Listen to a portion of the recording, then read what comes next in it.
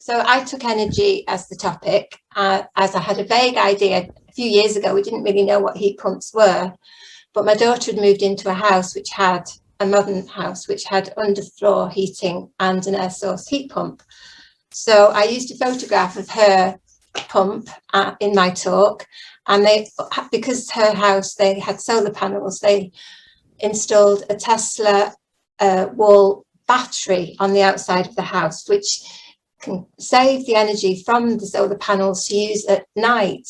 So they're virtually self-sufficient with their electricity now. She's quite pleased with how it's going. So to add to the talk later on, we heard about the government scheme, the Green Homes Grant for insulation and green energy generation. And to help me understand, to add it to my talk, I investigated it quite keenly. And nudged by my daughter, she said, well, why don't you apply for it and have a go? I live in a 1930s semi in Manchester, and I have gas central heating, solar panels and double glazing. And I have 10 inches of what's in the loft, because that was part of my talk, how to insulate your loft. My son went through the hatch and did it for me. So I won't repeat anything that Francis has just explained about air source heat pumps. That was, really, really clear. I applied in November 2020 to gov.uk and online, and had to then send in quotes. And there is a local firm, it turned out, called Renewable Planet, which looked good online as it was Trustmark accredited. And with trepidation, I went ahead, because if you ever invite builders into your home, you know how it can go.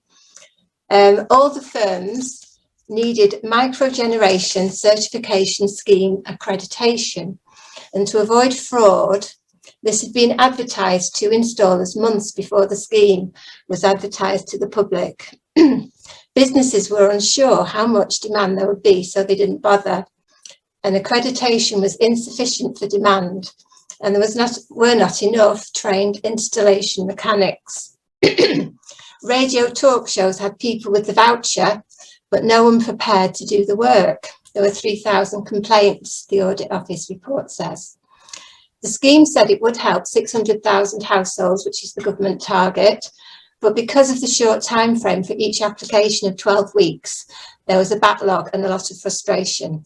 But surprisingly, I was granted £5,000 voucher, valid from January 2020 to the 31st of March.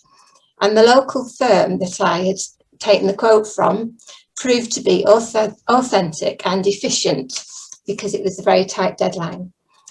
They came to the house in February to assess it properly, because I'd filled in a questionnaire about the house. And I do have outside space for a pump. I have the washing machine and the gas boiler were in the garage, so there was space for the water cylinders. And they took room measurements, each room, and did a heat loss calculation and said I needed new, bigger radiators. The radiators were at least 25 years old in this home, so I wasn't too surprised. So my house was deemed suitable. The quote I received was £10,500 for installation of the system, plus £5,500 for new radiators. That was £16,000. So a deep breath was taken.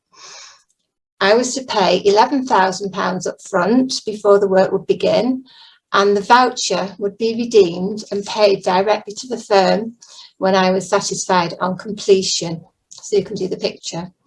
So the team literally came the day after my payment in February last year. They installed flags outside the kitchen window to stand the pump on. You've seen a picture on Francis's diagram. And then big water cylinders were installed in the garage after they removed the gas boiler.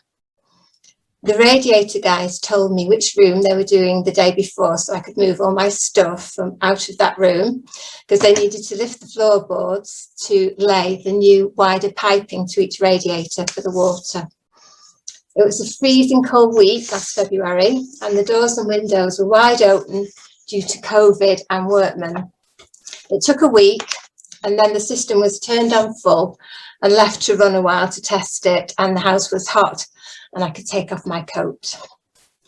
Each radiator can be turned up or off, and the whole thing is on a timer.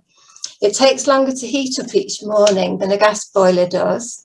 So if I want the house to be warm, it would go on at 6:30 to be warmer at 7:30. But there is always hot water because there's a small cylinder. I don't, perhaps you can't put the picture up, but the system has a small cylinder that is always kept warm. And then the large cylinder is heated up throughout the day for the central heating. So the pump does make a noise. It's outside my kitchen window, and when it does make a whirring noise, and it goes on and off to maintain the temperature. On freezing days, like we've had the last week or so, it goes on for longer and it does work harder. And when it was first installed, I was very self-conscious about the neighbours. You mentioned, you know, if you're in a terrace of houses and everybody had a heat pump, it would be like having the air conditioning on in hot weather.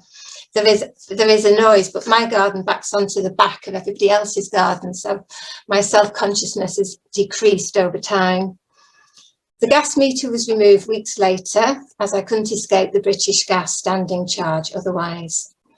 The government scheme was finished early, despite protests, because firms had taken on apprentices and were training them. The National Audit Office concluded it was an overambitious timetable without proper consultation with the installers before it began. But the government has learned from this pilot, and there is a new scheme which you may want to advertise to our members. Even British Gas is installing heat pumps now in the south, and they are advertising a new government grant that starts in April of £5,000 for 3 years. The scheme will run for 3 years because they want people to be promoted into having an air source heat pump fitted. And businesses are now aware there is perhaps more demand, and there is going to be more time for the quotes.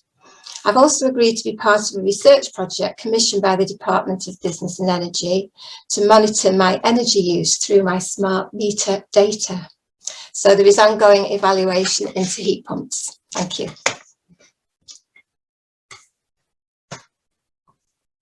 So thank you, Jean. That was a really nice insight into your experience. So thank you, Francis, as well. So what I'd like Brilliant.